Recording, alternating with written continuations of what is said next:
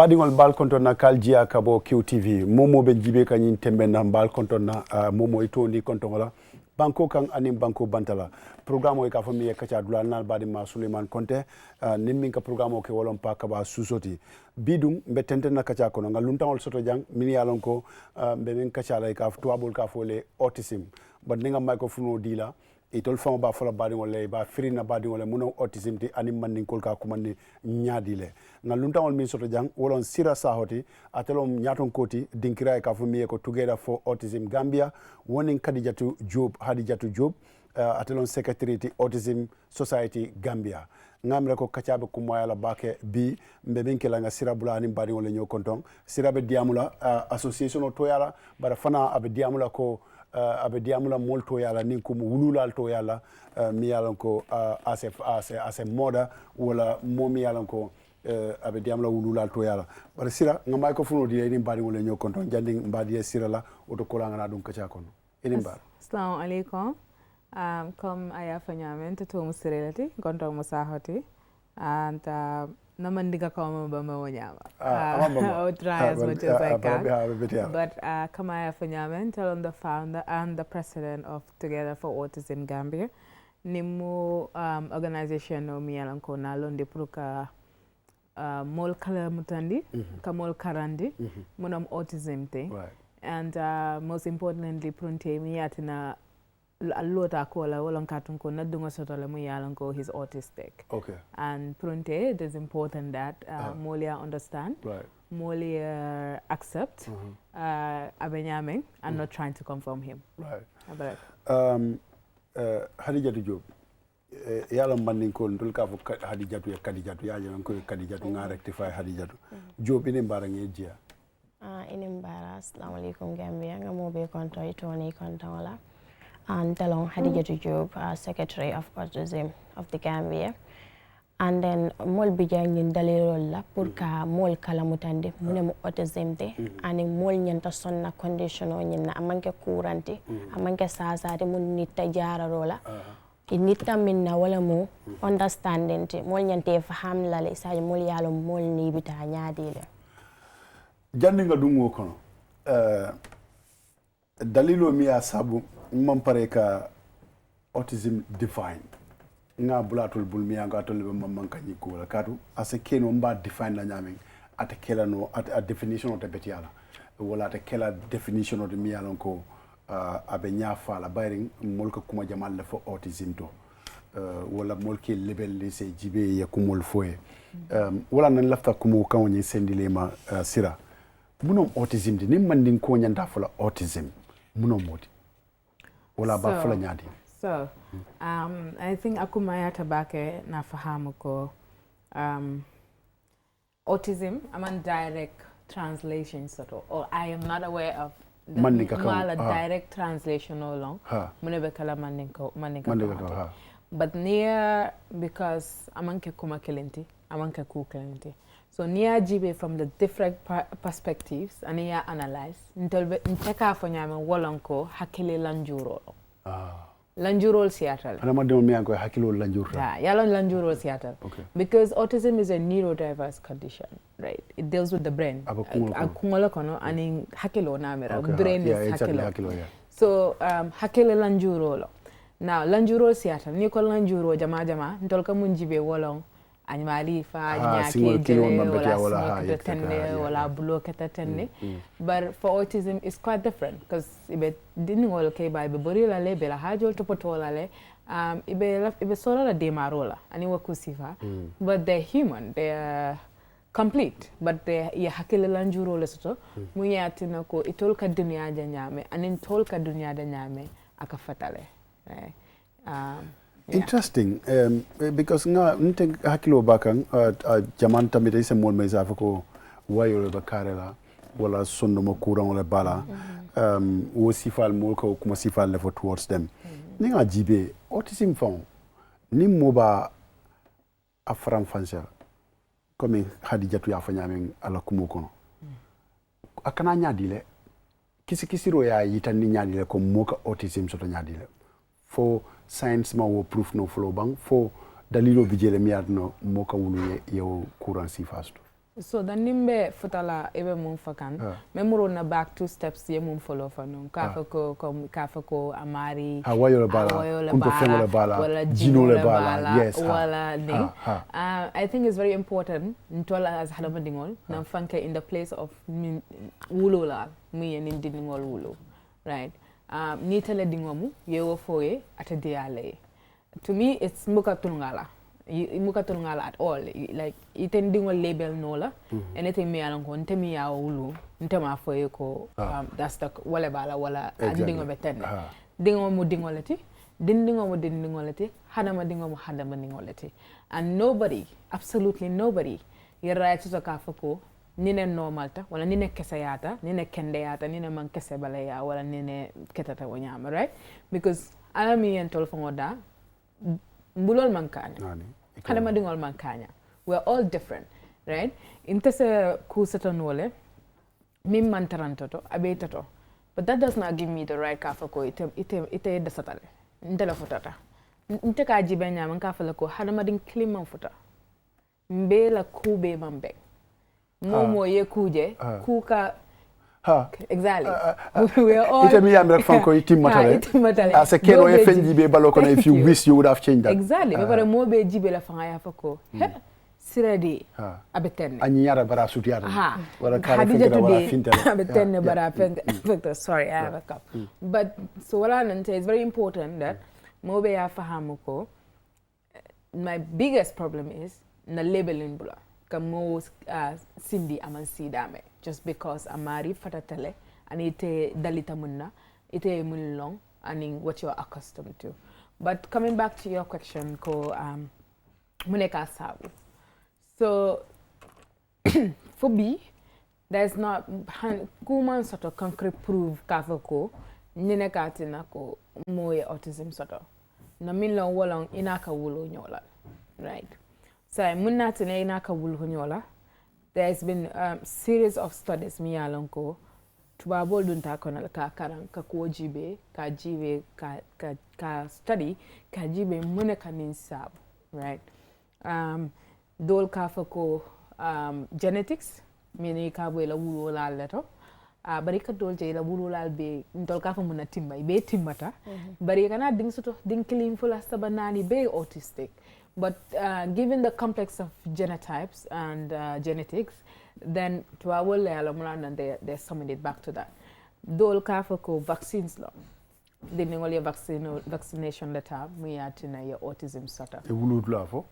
No, it's like different. There's a vaccine, a particular vaccine me kafako. Well, I'm not sure, but studies have ruled that out. There is no base. There's no famous or concrete no. So do for environment law. It's the environment.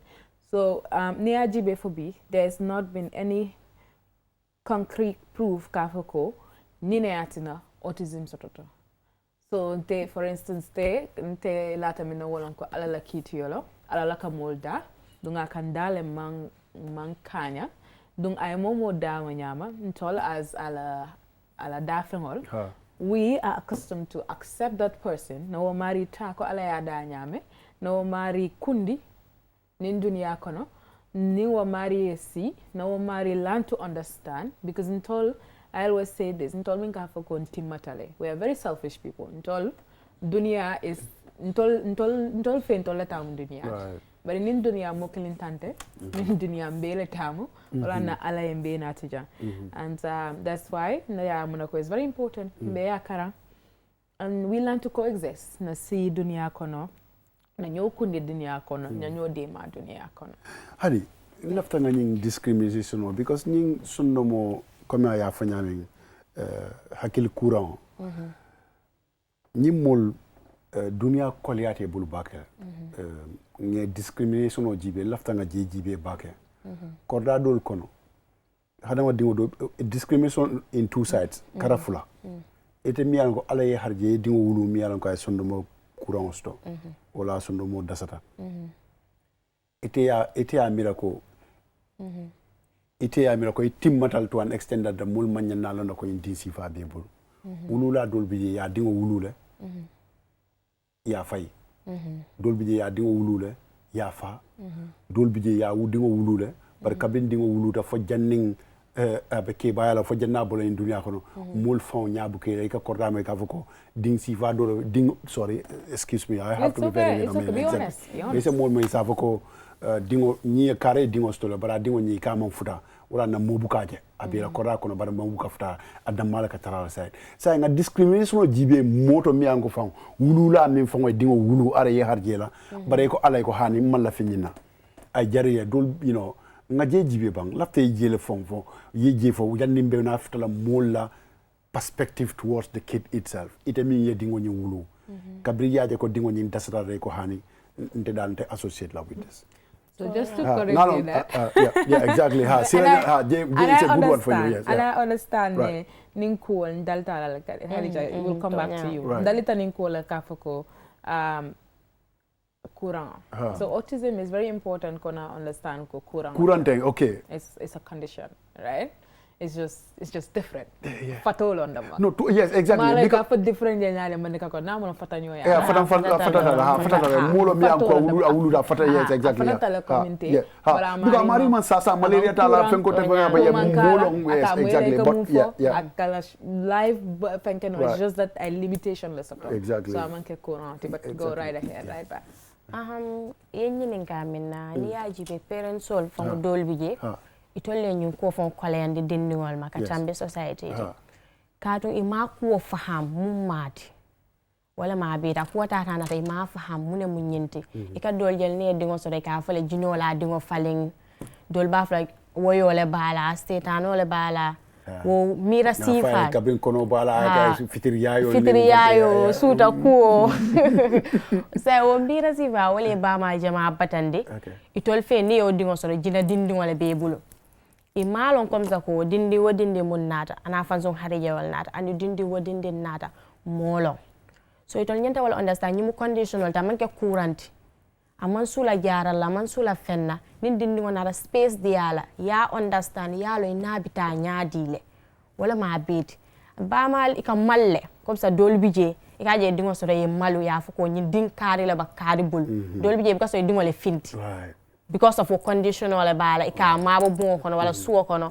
wala comme ça ni la mo ba village to ya di wala ibuka songa mari e tara society kono dal pour itolla like mba fala nyaari fansung la fansung interest dal pour mo kana fo nyin dinkare la bakari bul that's all and then wo fahamuro e mun soto ko to is very wrong man correct inyanta faham la comme ça nyimu conditionality aman sula jaral la nyanta space de dila ya understand ni o ke doro ni dinno wa sino lal kad hanin tol dodol tol mini ya miran timmata nimba comme ça let's say ente ba ma ni ataralung aman space dinna aman dundi karamoto wala buka lafta kuwal minna buka kenye comme ça dinno la finna ko ni atara buka kenye nta kunnaja mbakela mo sifa dolti andi tolle ka nyul la conditional wasinde kari buka space dile buke understand buke fahami be murile kan ibe chaawundila ibe mala comme ça ko setano le bela itol fongole ñu conditional la ko kolayande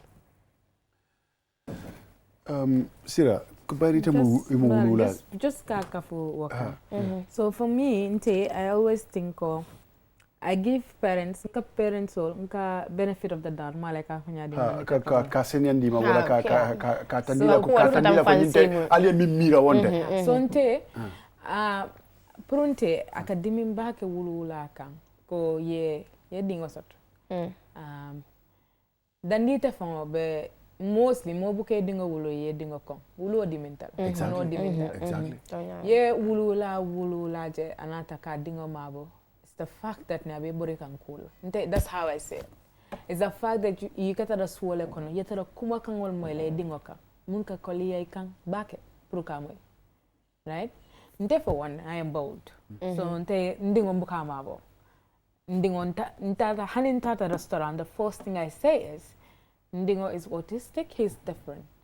I cannot expect ko abe sira le comme ni ndingo kana nyame yesi I cannot expect ko abe kala ten. So na manya dol ke so if it's okay with you na see if it's not okay with you nata antela tamu na kodugoti but I'm not going to ndingo bulala so kono katara mabula katara so no nimbe finte kan as a family I mean na learning thought right and he's going to have fun in his own way atafta la nyame but abe taran tolle kono So to me, I think wululal kuma kangol min kastale kan wala mulka kuma kangol min fo idingol kan wala ka dimin to a point ne ita ka decide ko mbato na ndingo mabuda ndama ya topoto ndama ya kite ndama ya kite because amandia ni momo ta rafa dingo se yalla ne ko dingo jam fatale a wululato bake yekuma ko ni lafta ka mo barama tonya aman jari yate ma dingo ma do yekuma kuma sikandi ka fo wandi dingola aka futa ba ma dame alhala malalo ala kulli hal so nte I always give them the benefit of the doubt and it takes me back to one place called Wolonko. As Harama Dingol, as society, we learn to coexist. We learn to bunda yele, kanyo kundi, kanyo dima. Kati ni kumu fongo, waba male fongo sohlata mako irola, katambi mobila, prase ni dinu wa dima no. Bari mulnyanta ka dima, ni wal natara walebe kuma kan kolongol sikakan, ka fate dingwa kan. Then sometimes we will not care when you from because of associated. Thank you. Yeah, but ni kudingo kada nya ka ibama and you have the guilt because I remember Kabin Dingo was autistic. I kept asking myself, ye muneke. Like siri ye muneke for dingo autistic ta. Ye muneke. Like no kumbo be multi ye muneke na muneke. No like because I felt mentalo. To a point where na research ke na karanga ke you know. And then a farmer fala research kaya kanonke. Tomorrow we came to understanding it had fence to kakentol alala kero. Onyalo wala nang ko faham ro ke I understand. No, yala ite lokele alhamdulillah ite ya ko nyim faham le mum mati. And then isonte dingotol comme ça ndingolon jina tala fentala. Condition da mal balare kan comme ça hakil courant wal da malo. Wo sem fedang to atola alkado ko ke dinkiral minie. Together for Autism Gambia and Autism Society Gambia. Allah lo dra mo tete biti la pour que mol sensitize wala ka mol kala mutande kata dila ko nyin din sifal membe alka nyin din sifal me wuro mol long e manke fe sifa doti. Allah position Allah do ko la bunda Allah position be munata nyum la ka in cool sensitize. Aparaka ba ke la nyin karo kumaya tabake. Ntol baloring lo Dula minto pour Gambia follow pour Gambia be ya kala muta nyin ko manke couranti ba wala try kan ba like ba wala katakan ka make so mo be ya faham amanke couranti follow ya nga officer so tale number sol ba mol bula be janjanding ni momo ya condition si fa so de samol kilinole and then kat nyin TV so last time fan mo nyodo balunjane morning so nga last time nga journalist sol kumandelo Westpale jana youth fenkoto pour akuwe janjan dolba sulani wala laftale momo ya den sifa soto song comme ça dingolong andu jina tala fen tala dolba wala kataka ku kana tina ye dingo filiji anita kuwal minna ikaye mo mala be kala munete sama karu comme ça ka ko mom ay nyim sakil fen ko soto o ma min ko ta kala fente sama nyim mo si fali ka intelligent ba kala ye momo jana fan sun talent long hakil fenkerim bal ka tara maril they are comme ça role bije mu yalon ko iman space to wala ne bike fon hakilo yitandino mumbe tol bloko so e momo je nyun ko no mo jama bije they are very smart tale kende ka sis e moda so kuma fono ko te momo je talent sotol ni munyinde ba ni man space soto iman kayra dila suwo kono ite fon yitandino wala mum minta ta fintinol docteur o soto tan bako kana min ka nyin So as of now, we have a neuropediatrician, Banjo, Dr. O, Munke J, and a diagnosis D, which is a very big plus to the to the ministry, because 6 years ago, Kamintadingo was autistic, most of them know. But about 2 years, Nimbi Jansai, and he's doing an incredible job. Thank you, doctor. And about Kachaa and Ntolla partner for Together for Autism Gambia. Jama natanya wulula je akamunke wala kana number dilale pour yenkele niye Kachaa. Because I alone ko is shocking pour niye nkuma kango fo as wulula imam mosuta mumbe de male imam mosuta mumbe dokula la moyela imam mosuta mumba tandile ko. It's okay, right? So I can jama natanya momoje abela doctor number dilana. And then it's important to have a community. And that is where Ntolla support group kana. We have a support group where Ntol me alonko dingol they are different, they're autistic. Mbijele. And adimintale, jama. I mean, it can be very difficult. I mean, there are times you're hamne, you can see the kumoda manakatuito. So I always tell everybody in the group now, we're here for each other. And na diminta, killing tomon kono la mayen call. Niye killing call. I know what you're feeling. I've been there. Nalo nebe mumbaluka, mijela no. Let's cry together. Na kumbo nyoka, the nimpareta, na solution nyening, bo problem mo solve la nyame. Dinniwol ñing ikake dinniwol le mi yanko hakilol mankita but in different ways. Yes, so it's a spectrum. No two autistic people are the same. Manam dindim fulam mo fulam yalan ko your autism so ineneta kala ila cool man clear exactly. So there is speculation that Messi is autistic. We all know Messi. He's an incredible football player. But minka ke wola milia autism so mostly hyper focus one thing later. And you can hyper-focus voting moment, they're always exceptional. So you can't just say, fengo baby around them, wala ka suffer. Like the communication skills, ite kala diamula balti, wala ite moji bela nyakono, wala ite la fela katara hadama dingol besiarin dameng. Yala woku sifa. Jama kaka walati. Masako dindingol jama itol bukalam formulon danger. Ikaje le yeta ibulo dundi dimbakon wala yeta moto, you know, those stuff. And with time, it's just, it as wulula for high, you know, karandi, it's difficult for ye karandi because Jamaica non-verbal bukadiyam. Like ndingo is sex, he's still not talking. Okay. But wama mira tinako, he can asitanu ala jonkonto, asal dinako dununga foye, asal dumurode. But all that happens because for say karandi, am I easy purito just wuli ye kuono. Abe for you have to invest time ye karandi. So, and that is why I always say this. We believe Albert Einstein is autistic. And we know that now when Albert Einstein is doing science, in the science field, in Dunia, we believe that Messi is autistic. He's one of the best, the greatest football players we have so far. So, as long as ye dema, as long as you don't give up, ime bulaje, they are incredible. Right, exactly. Yeah. So let's look at ngani jibe bayringa doctor kumofo.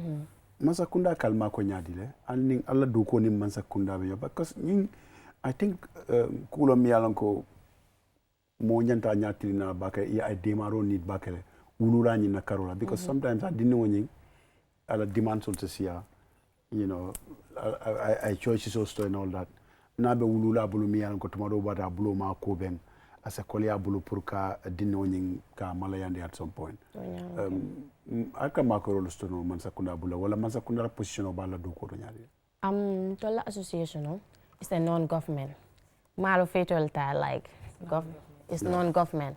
So now I'm trying to connect the link between you and the government, right? Yeah. Okay. Ni ara ko demaro long wala nalbe cool kala ni ka karam dalbam fo dinkira bi jël mi yalan ko abe mansakunda mi yalan ko is directly affiliated to atol kaminke mi yalan ko na ko karapre ka to nyandal nyati na wolto pral ni e cool bon ñol mol ni la ko man tara ñoko no baake but mol ni la ko ba ñoko no fanan ka hanin na last meeting Ministry of Health ay mo kinanne waya yitande comme ça ko mansakunda fanan ba try kan but in tola association is non-government. So, what about caring scientific, but officer from Bentol from like. Okay. So I'll take that to just celebrate more. So Printol, we don't work directly with the government, and I think it's very important to understand the work is outside the government. But like you said, ntitano la government koma, because we need health, we need education, and we need most of the help kaboning mansakunda. Because mansakunda nyantaka doctor resource. And not a doctor killing the Gambia. Over 200 million people. Muya lanko nyantaka nindindingol jibe. Then Gabo Seattle. Kombadama, whatever Kombadama safnola, what happens to rural Gambia? Kabo, you know, Gambia Santo. Munekata water, you know. So education. Dindingol kata school ike bay. Ikafo we're not equipped for children like this. This is what I'm Exactly. Yes. So, war, I can never understand that. So, until, sorry, Mr. Indamend said, Wulula more and continue, me along killing all of because natara at least ntol alatendu we can afford kata private schools, right? Even private schools jama ka fel dol jama ka fel ko tenin dindungo soto no la jam. But government school is like honey nindingo te dun no la nanja. So sai ntol number 1, what are we teaching dindingo mimbe karamonta ko wala nindingo min nata sai at among he's not on our standards to be around us maleka fo nyanya well among foot and tol nyanta katara da exactly so sai te ba mun karandika wodindingo la then anin dinningo mi ya bay wobe kunna nyaadi le wo society kono because already yake dinningol kungo kono kon tol ni fatata nata tarano atul le fisiara jiti exactly so for me every time sit and do am in quarter I go back and ask the government na disability act to the 2021 disability act and it's very important ko na tamaning at la quarter na tamaning at la toya nyame prake wonya exactly mobile nyanda dala karamu exactly karango wota nyanta right to landing at ko yedingo samba karamu to principal wala school wala administration ya jibe e ko inde nyinta anona by right ite nyanta dala loi to la katandira ko yendi dingo discriminate you are affordable that's where the other part comes in yaje ke mira ko loi mbeka for the Gambia law is very slow and it's very costly like and now that it man doing sort of imang kodo ibulo me komo sifa ka samba to a private school ibasa makam public school how do you have resources pour ka wobeke so ntola danero be moment always walan ka murum back to masakunda ko na honne ko adiminta nin teacher sol falankane because the children are different and ifatatale and dung jama ka fo ntembuka la fika fo kuma jatale ifatatale wala tena exactly ifatatale yes so ntol ka je nyame wala ibe energy min dunla nyin exactly wala fula wala sabebo ibe wala duna wonna so ntol ka jibe ko kunjalo so nteka mo fa wala is very important ko na capacity build capacity ka build nyame wala ko can na teacher teach to be able to do inclusive education sen right ya lonko ko the mol manke kelenti invest in special need education right kanin dindingol karandi ke dema cuz education is a basic human right so mo karamu so janda mi anko momo nyi din sifa sto anyanda zara karamu wo ma sto Gambia biro so akamuda cleanliness and that's like we have the deaf school, we have the Methodist, Methodist, but Methodist jama didn't want me a Down syndrome so like now there's the private school. Yeah, Down syndrome ni autism frata. There's a private school, I Promise Care. Me alonko Walker didn't want to me alonko they're autistic, but it's expensive, right?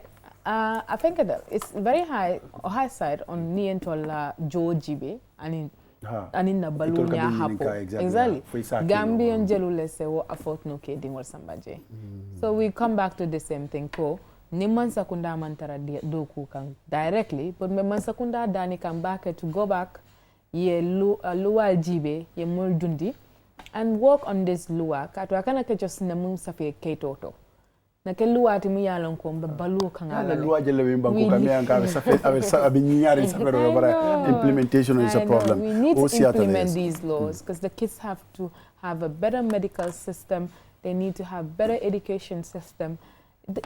These are their rights. Basic human rights. So far hadi muno matola jero so far wulula bang wala dinni wonyeng nyim mini din civil so ko mun demar civil so kabo Gambia jang atol alka mun demar civil di na manke ko ke diamundi ke wulula hakilo tenkundi fo ale dingral so damianko alse demarol so no je mianko karwo kari wulula saje no ko ye fem fele la rim pour ndingo la balunya wala ba makko la nyame pour la dunya balu soni abul so far mang wulula guarantee follow waden mol bo try kan ba wulula dol like banko dol sorry banko dol ngajere ning dini wala ning sifal soto ila masa kundal kalo isim flow la kaje ko ye makoy bake pour kaje ko kole sone abulu fo sifa bijana what tija we don't have that no so even to come here for nyame even tell the organization what we give is support, emotional support and that's it. imunya drong isabari and also just to explain here for instance come ni tante I take potty training for instance. It's very difficult for you to know potty training for you understand it become more use la nyameng and wasifa. So for instance kaminte arati kan dingo train it was difficult on my end malam bakela nyame. So na best bet moment wala ka diamu wulola mi yalan ko wala dingo si atan dingo dingo a successful style ka dingo potty train katun ama ay buka ni yala ni mo buka diam do ko lan pour na mari communicate so ni na wonyeninga watu wala ntela t-shirt akata nyawanya na murum back like okay na ninkele bi ninketa la bare ni manke ninketa te so but we go back to the boat we check the boat na game of falling asaya aketeng so that's what the support we give as the support na min soto wala katara nyoeje katara nyode mala waaye muntu tataje ala fala wanya ha be muntu tataje is but yalo ni mo fana ye support di la ke kala mutande ko mi yalo ba kono amanke ku like amanke ku jawti omu ku bale nyenta sonna ko wala wada madama for now is enough nyato ni alay manta not enough sotaro Gambia ja molbe dingol ke kay nyame wada ma for now nte aja nyame for now is enough because mina na ngawo fo understand mina na ngawo fo har ngajele molye dingol fayjan molye ku jama ke katun koy dingo mo otezem fo yalo ne ko molka dingo wulu e ko ha jina dingo la babulu a jino la dingo falling ha ya landi yeta ku jama le kete ja ku do ka fo ko ha be yela mala sati ay dun jino kono ku jama le kete ja actually as a keno mol fajane several because ila mirror nyaay mi mirane mi bakeni mankeliya wala nan ko nyinde maro for now is enough kan ni moli ya kalamuta ko mummi amage ku jawte ni moli woto kalamuta nimman tabe on keta inshallah support fana yena isaje bamal nge dema ye dingol sambanu kadu mo jama be advocate no ka jibe ko wululal be nyantana la nyokan ne hannata ko susuwolong association on les to miango ka fay nyokan because moma long in as long as mo wululati imale be dinya ibe disifa nya de wulula so ning ata ko man sakunda wala ning ata ko demaro demar jama mambonan bundal la minyan ko wala esakino tol fana bulo me ko ben fo wululal fa da mata jibe no kaje kon tol mu wululal ku mimbe sirala bi asakino tel soma wala handan sirate siray ay baring stol ay badingol stol dunya ko en all that so dingol kaje ko nyimmu association on miyanko we put funds together kamol ma ko minyan ko dingol be o nyam the word is but the reality is hanama dingoli ala yendara nyame ni ko mi manko mut ngoma mambatala ko exactly and I take myself as an example ngafale 6 years ago ndemulo autism to wall Sean malam for a good doctor Jibele the good doctor any of you watch the good doctor no. Okay, so it's a movie about this doctor Mialanko. He's incredible, very smart doctor. He's autistic, right? Okay. Amalafi moyama, aladiamo is like very honest, very straightforward. But the doctor will be, the night be do na doctor lopitano to find son no first. Why most of the lopitano to me yanko a low tile by first ko ni mari a karantale, I londo sotole. Just because at a different tale. Wamati na ko mbafala ko atikela doctor wrote. So Abdundi naketa surgeon, but he was an incredible surgeon. Me alanko, hani senior surgeon will need chanda. It all man damage. Ateka jeje. Come na fanyama ni hyper focused on one thing. They're exceptional. But our communication skill was very bad. Nata ko inyantaka fale. Yalan doctor do binala ka lemu ka. Tunala maka ibe fala 2 o'clock abant. You know. And he struggled with other skills, like the human, the empathy skills, and he work with Sifal. But it comes back to drifter off, like what I was trying to say. No one know about autism. Okay. Until when I had a child. Right. Right? Okay. Because I need to invest it's because I have a child.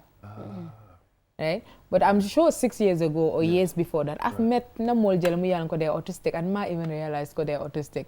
I'll probably say, this person is weird. Like, I'm probably sure that 6 years ago, before that, so I come back to one thing, Nikumo me ikoma, ha exactly ibuka bataje ibuka bataje bar so ka soma sam fana kumaya tabake mbar ngani advocate soma sini mimbe kala moma statistique mun tandi ka jibe Gambia tang ni mol mi yalan ko e wuluta ñing alhalor Gambia alla statistique mun tandi alla abe lafa kanne aba noto fa be jikal. So there is no statistical data in the Gambia about... Sad, right? Very sad, very. So usually we run campaigns, online campaigns. And in campaigns we run, our data is sourced from outside the Gambia. For instance, 20 years ago, 1 out of 150 kids were autistic. Killing autistic. As of 2024, 1 out of 31 kids are autistic. So akamuna ko sign near din tansaba ning killing soto din killing is autistic. So it's very scary the rate at which mitaka. Mola sialom bang bayrin science matandi no ko kulli kurang long genetics long ten. So mola be siakam bang for mola wuga bang for. So I think it's because maybe science karango ketare resources ketare. Nita be sirinja ntol mo from be sirinja.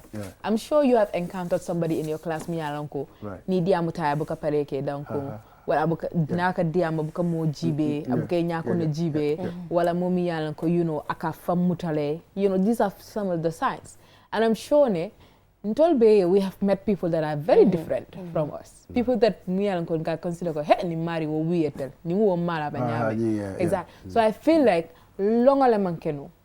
And this is outside the Gambia, inside the Gambia, Dula be. Longa mankeno. Mama understand ko ni mari de nino wala nino. And that's how I see it. I see now also population is growing. They are great. So then we not expect ko mainly by autism so that we're gonna see ala. But I also lafta ka foko na miracle longa lekata fala. Very na point do jibe mi yanko is very important. Okay. Very important. Okay. Wulula do bija di wulu mi yanko autism la bala. Ala nafulo ka dundi ka dinni mo makoy. Ate wokela de bara muro moy dawda biji. Mul mur kare ya fu jane ka jine ke mur kare ay nasol ku ay dinni mo mindi fengol lay kol ke kata muro li adron. And then kanyim bonda hakilo konoko wala ka abuka son kanyinka hakilo konoko nyimmu alalan darolde alalen sonyinda bayte ko momi wuluta a hak sondomo mom futa iko mbat ngata morol ya sondomo futa morol da fule nta kuno je brabe la ko tale bulu ngani jibe ba tonya la sifasi ada wala tina nsa fono wala nan tolbi jan kamol kala mutani nyimmu munti yajal yalo ni malo fengu minti kadu mala autism mala moro mote mola hakilo futande no tubabol fa ma jara mo foda mo hakilo futande no be son talako ala be da tubabo de special idol fo malo mune ba jara wala muna sabu fa idol fo mo fo so ko nyin tata nata amanjere mini tafal mol malo mimmati exactly wala nyimbe sabu ni tata let's say what time moita malo dingo be bulu ibe borim ne be ko sifa be kala karite fe junol le dingo fali wala dingo moya dasatale tenin ibuka moya daso fo ibuko mira iga fle yen dingo do ku le junol ita moro ya ba fle sinama le dingo fali sinama le dingo do ku sifa pour amala fi dingo e fenti those are the kind of ngaw ku sifa le so to Gambia ja bari ni tata fo ya kala muta nyi munyinet ya tata borim ibe focus like ibe nyaatili ne dingo lal yes space dial lafta kuol min na ya dial anyaba tilinde min na ning denki lalo nyino ya bula e woke yaja so wala ma beti wala nan tolbi janka mol kala mutande ka mol ma ko mol be yalo mina min nyenti oto morol yanteng morol to ku ken wala nyinto morol ba muneke fo morol la ka daro ala yala daro mun yo morol fo dal to wala de nindi ngo sotora siloka moye dia wae comme ame jabe and I'm like oh aman dia mo no follow he mori de kare benin Dula to de ni tata je abe dia welal ka ko baraka ba ke de wel itala no batala ko ya baraka ba ka yo moro fo dala be modo la daro futandi no la nyaadi ni atara dasat so in any case in fan an nya jere mi ko wulula killing mi yalam ka dinkili wulu autism fula saba Yeah, absolutely. Alcohol je. Defo maje, to be honest, but I see if I see I ka wulu like killing ya dingol bumega ke autism land ate fango is okay. Ate fango ma condition or sort of. Akema is okay, ate fango is okay. Akema ma condition or sort of ha dingo kakati. Yeah, so in our support group, ndola wulu la group oni. We have parents me alanko this is our nani be they autistic. Ibe absolutely ibe bukadiamu ibe wall I always say this nka fo entenina mira mfana ninkili nebe mbolo and is autistic aduno mimbe kuna aduno kuliata nkungala le nka fo ko so ni nani you know anyo baindo anyo you know everything that comes ani mimbe kana for one person is overwhelming awarta bakele aduno wata sako mimi yangu so ntenimbe kumboka nyaye welje mbuka kumboko tata ntaga alhamdulillah la kulli hakan din saba that are autistic ala dem manese wokeno donc ala fala ya duno yam fam ala duno yam fam are bari ten wulula sira ni ajibe ba ika lo nyaadile comme yedin wulu dena ma aka futa temme jama do pour yenyin suute ato ko nyindal ate kala moti mi alanka hakilo be timmala so jama ita you can ita jenola na mudena not ika just somewhere around 1 yalo sanji killing fula you know what time olo ikatara diamo nila ikatara cool nila yalo what time olo kaje ni kumandite dankuna wala diamo fa yalo jama dindi hana man diamo no ni akumandi aka akuma fele la yiji I told na they very abstract ise kumandi fa sini ite dankuna amarita sonna alnyaaye beng you know ni social cues ni betrungola comme yalo ni nate ko dingoy he be jela kan de ka jelale asinale te jele fo sama yetunum fa sama te dankuna so then you start seeing the difference afare ka je ko imantara effort ke kay buka diam yalo dingola time ka tara ya fu mama wala dada wala thing but then we told usually they are very silent so the signal theater itabanna eke hakilo to signal lela niye wolje damma ma fa falanko momo en signal sa mari is autistic right? Because yalo ko kasia but ni nya en signal beje jama ikafota nyokan they're ticking the box that's your call to ibori to the nearest yalo ko mon ka bori nyindi ni sifale safu ko ha nala yolo e maka sawun so autistic kids itol buka yolo so that's Down syndrome. Okay, Down syndrome. Okay, yes, okay. Similar but different. Very different. Right. Very different. Right. So itol jama itol buka yolo ba. Itol niye jefon. Funny hyperactivity ni yatina will sell them out because ika hyperactive like pudding olom podo da ma. Boro, you know, usifa. So priya for long phone ko come iwa mari la behaviorology la priya lonko ni mari fatatale but jama ni ya mari tada sirin fo italo nako amari fatatale fani dia muta me jabi wala be boring wala be wuro wala be vocalize ka then lo ka realize ko ni mari fatatale ko munto wolom to yati baɗigol alɓe QTV le jibe kan Kachaa Dula woni Souleymane Konté pakaba suso bare bi pakaba ate mudata masoto studio kono nimmin be siri jang wolong sira ay ka fami sira saho atelo nyaton koti dinkira ay ka fa wula doku la bunda ay ka fami together for autism Gambia woni Hadijatu Job secretary autism Gambia Gambia society ete ameriko wulula ni kumo sto mi an ko be ya marla nyin kura wala karola Hadijatu avec la muneti sako wululal min be nyin kono ba mum fala folo ikanela moy mol la min yalo e malo nyi mum meneti yajan yalo banta mol binala ba flete dingo ite dingo watenne imam boring imam wuli ibe siri ite dingo watenne imalo muneke te dingo la wuli ekete am ne nyin taman sen sifa sute dingo to comme ça banyin taman se ron munu fo kanja alon ko idingo femmantarala idingo femmantarala ay hakil dasol so demandin doro and then to la number sol fanam bijele isa mol call no ni nita any advice la wala ya feel like comme ça ko ime fango faham like you are not strong enough pour que dingo support isa mol call non tolbe kala mutandila mol ni be Kachaa le isa jo ko ngalong ite ya long ini ko bita nyaade le kanela mo any random person na ndaba wala fala wulu lali ning atako kubije te min falino banko wala ning kubije mi anko e ya mira ko selano ning wala tano abe wululal ma ko la mi anko yin din sival so abe kala mun kulati sira. So it all goes back to laws banko la how do you say lual kanil lual bambande, especially the Disability Act of 2021. Mole ni loi sotole loi mi yalonko. It's very detailed. Loi ni ya sotole. Nyanta ka fengo fenke puruka mo hada mading mako mi yalonko afatatale. Na ni manke autism da manfamati. Fatanyual siata, conditional siata.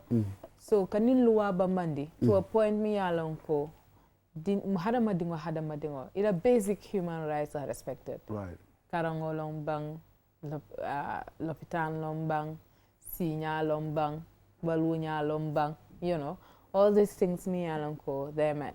And now nina tinantol autism for autism organization in Gambia, together for autism Gambia, the Autism Society Gambia, Gasan, and in motherhood and autism.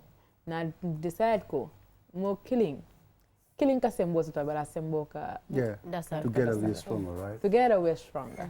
And nina tina mbe decide ka alliance form me alonko wala on the Gambia Autism Alliance me alonko ning group nanol be nga futa nyola ka jibe mbe doko kala nyame isaje ko we are able to raise more awareness nse Dula Jamal ninte mon futa noja itol se futa noja ninta data ja amanjeri to leta je ka do ko ni penke in a way mi yalanko ntol be nse do ko keno nyoka and then we'll nse futa no Dula jama mi yalanko nte mon futa noje gasan mon futa noje motherhood and autism mon futa noje katunko mungena kumayata sign bolonte is to raise awareness katunko ite mo blame no la mi yalanko amalo yamwe amanke bati, amanke fati, amanke society, amanke community.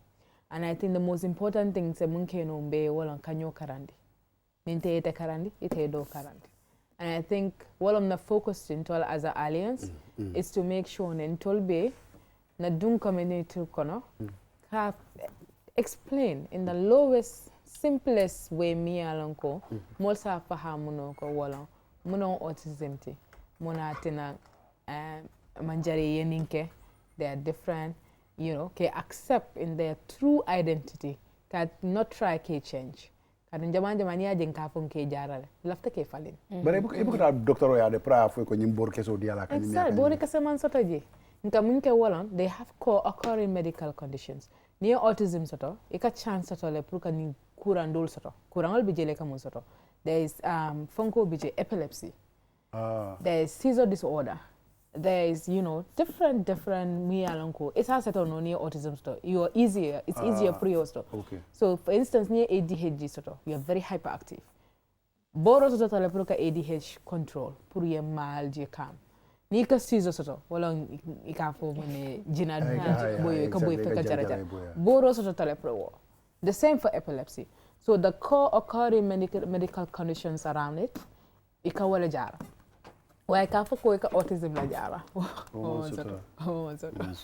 But it comes back to your question is ntebe mun falino dama walong a reform of the law, the implementation of the law kanin lua na balundi to its full existence na balundi faye balu amanke just ko na safere dama na bulaje na lua balundi amen hadi ya fo jang nombal ni ngata kata te bayla ko molbe tatan jibe kan sainte ngi jamano la miyalan ko be enira jakalo be siringe diniwol sto miyan ko hakilo dasata adun tumado bato won man kansulin fons to imalo ibita jamale ya fanka kacha bayrin kamiro kamo kansul do man ko ya fa nyame isa jutala bara kuma da baka bayrin ni moniyo ku ya data moya sembeta bara amem fen sota men dira la bara aya hakilo murunde ka hakilo tenkonde ka diamay omu kulete miyanko omu motivation balati asa mario makoyno nombal di ning atako mo sulata wala mo nyin din sivasto amara nya koleta bulu men ni lafta sulata pour kal commande c'est nombal dino okay I'll send na office commande no 373 7064 And then later, Auntie Sarah fana number so that Mundino so that Ali contact. Right. Auntie Sarah, Nimi left a book. I've got on the kind of Auntie, okay, all right, okay. She can be Auntie Sarah, but it's like Sarah. I told them, I told Dinkira, Ning Momo left a dark la doku nyinkono, wala mosula na makoirola. Eka futala no nyadi. Sound tall. It's a Kirilo Keno on 241-5073. But me Danilo Kela back ko number ding not personal number lo. And jama ni keep cell number dino. Kore kisal wembul. Jani be sele nyanta kisal line. Okay, kor ale kisal atole na line di ni la de. Na line wembul e pari ya busina. Ya busina ke. Ita what time at la family. Exactly. But I don't have a kisal number. But nin number 4. I prefer more message okay. Message okay and text. I get back to them because they have to more. You follow always. It gives me. I can contact ni back. Nina ndia muta parent doe na dema na hakilo landi. Bari ntafala ye na phone mindu isiata. Nyantaka duko okay, nyantaka karan okay, nyantaka ka wulu late ndingolto. You know, and then I'm running the organization. Me alanko fala. You know, projects will be loaded ne ko nyantaka ke. Now I try as much as I can kill a little better, but sometimes I can overwhelming on my end. Do work at I'm feeling kambori na mabo. At ni na mabo at least na recharge. Then say hadama dindo mako eno. But ni manfa mako eno, nte do mako eno. So it's easy any message okay, and mbela data sotola. Your data would be safe. Then I'll be call at the earliest inconvenience. Well, I simply just go to our social medias, Facebook, Instagram, Twitter, at tfag.org. Message okay. Ninte me jabe for do we jabe la inshallah. Mugok. Baraka bake Sira Saho kontanta bake tumo mina nati danku molla on Kachaa Dula. Hajjatu Job baraka bake. Alma doko soni albul kar doko kolembale albul bare fana ka wululal fana miyan ko nyinding sifal be bulu sa foy ko fana pour fana ni yetani hakilo la ye sonno mol tenkonde e saje ko alal ka diro ke do yalla soro be won nyama donc ala yeso tuma do wato do bije ni mang sonka accept drone is ala soki adi bida dum na kudo le kila miyan ko ning satol fana manta bara butum badi ngala to le amoy ngal tentu ngal jayi fo janning dimas nala Kachaa Dula kabo talan kononto kata fo talan tang kata kabo QTV Suleiman Konte alim barabaka ala baraka